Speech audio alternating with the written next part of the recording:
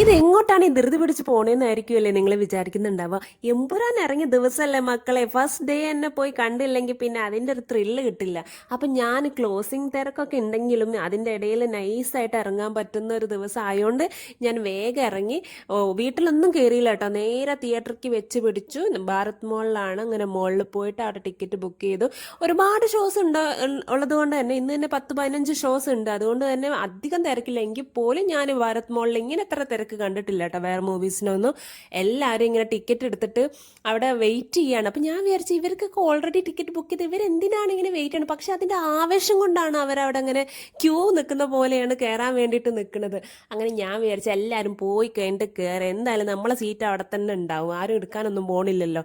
അങ്ങനെ എല്ലാവരും തുറന്ന് എല്ലാവരും കയറാൻ തുടങ്ങി. അങ്ങനെ ഞാനും പതുക്കെ അങ്ങ് എണീച്ച് പോവാന്ന് വിചാരിച്ചു കേട്ടോ. അങ്ങനെ ഈ ഒരു പടം എന്ന് പറഞ്ഞു കഴിഞ്ഞാൽ നിങ്ങൾ തിയേറ്ററിൽ പോയി കാണേണ്ട ഒരു മസ്റ്റ് മൂവിയാണ്. കാരണം എന്താ വെച്ചാൽ തിയേറ്റർ കണ്ടാലേ ആ ഒരു വൈബ് കിട്ടുള്ളൂ. ആ ഫുൾ സ്ക്രീനും ഇതിൻ്റെ മേക്കിങ്ങും ബീജിയും എല്ലാം അടിപൊളിയാണ്. എല്ലാവരും നന്നായിട്ട് അഭിനയിച്ചിട്ടുണ്ട്.